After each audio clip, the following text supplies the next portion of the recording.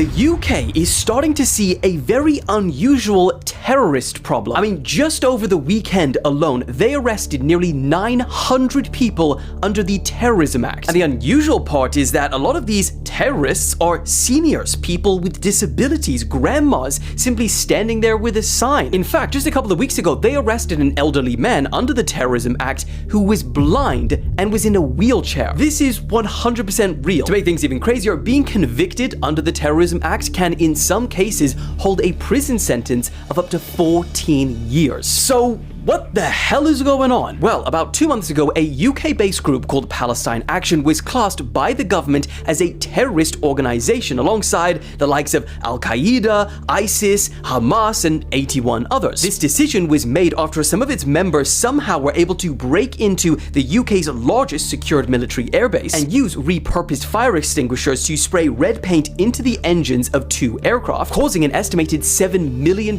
in damages. Now, the group say this was to protest the UK's complicity and supplying weapons to Israel. The government, however, say that they are not merely a protest group, but one that is escalated into violent attacks against national security targets. So, 12 days later, Palestine Action became the first direct action protest group to ever be prescribed under UK terrorism laws. But here's where things get tricky, because remember, it is a criminal offense to show support for a terrorist organization, and that's why police are now having to arrest hundreds of people for simply holding a sign saying they support Palestine Action. Essentially, everyone holding a sign will be arrested. If that sign falls within the remit of Lumen. Saying that they support Palestine Action. Yeah.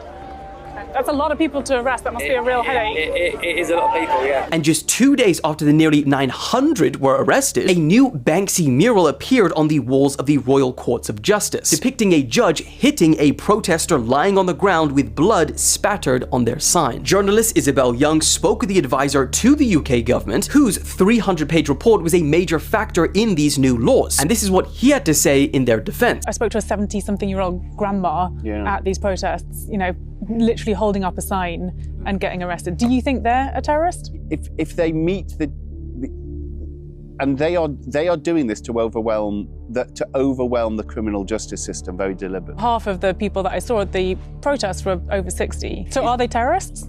Well, the criminal justice system will have to deal with them, and But you're saying they are terrorists. No, I'm saying that if you... But you're not answering the question. Are they? Do you see them as terrorists?